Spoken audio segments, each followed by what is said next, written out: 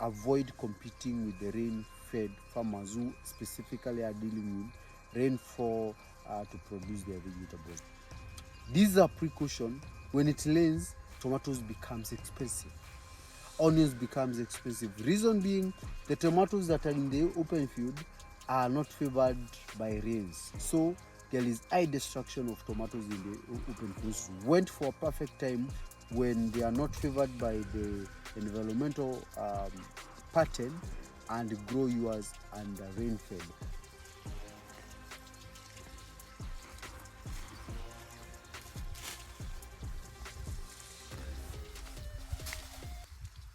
Market is the biggest commander when it comes to all agri produce. Market is what guides us, and different agri produce have different reactions when it comes to weather patterns.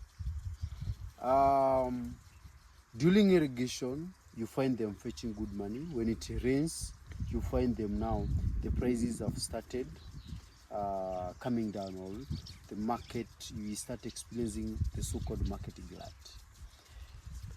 So in most cases, the vegetables are highly affected by the market glut when it rains, because everybody is in a position to grow and produce as many vegetables as possible. And during rains, vegetables are not affected by pests and diseases. They are not highly affected by pests and diseases compared to when you are doing them under irrigation.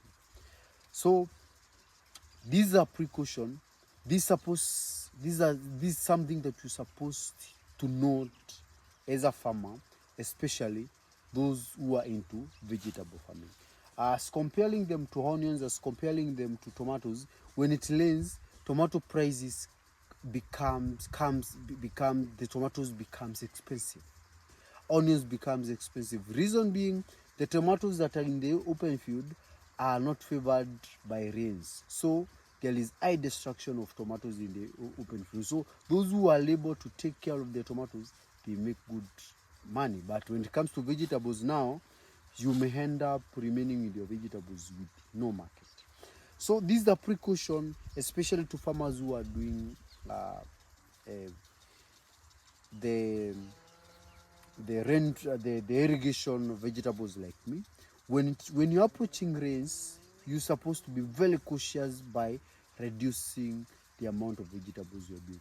If you don't have the orders, like in my case, I have some few orders that I need to deliver to few people, to few institutions and hotels. If you don't have such orders, you can totally take a break and avoid competing with the rain-fed farmers who specifically are dealing with rainfall to produce their vegetables. Went for a perfect time when they are not favored by the environmental pattern and grow yours under rain-fed.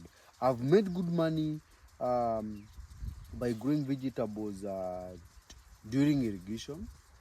But now the rains have come, the rains are here with us, we are in the rain season, and I've started experiencing the glut. The prices have started lowering, and it's all because of now everybody can grow vegetables. So this is something to note as a farmer or as somebody who wants to get into farming.